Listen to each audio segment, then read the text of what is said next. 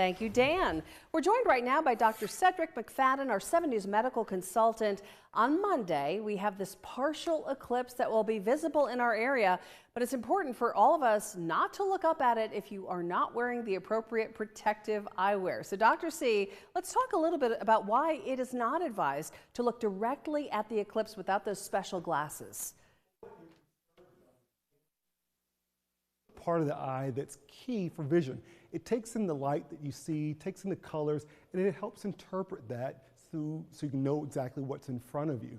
Now, here's the finding that often parts of your body, your cells can regenerate if they've been damaged, like your skin.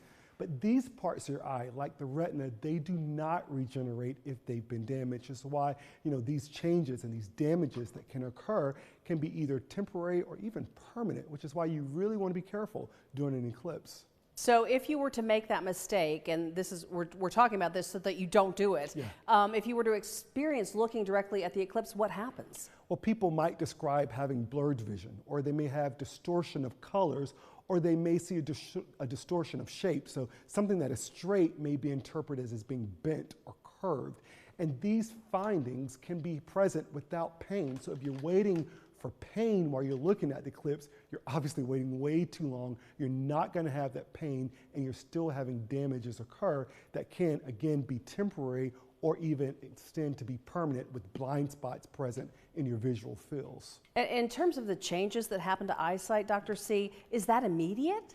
So they often aren't. And what typically will happen is someone will have several hours, perhaps they'll even go to sleep and wake up and start realizing that there's a change in their vision. It's blurry. They're not able to see shapes the way they saw them before.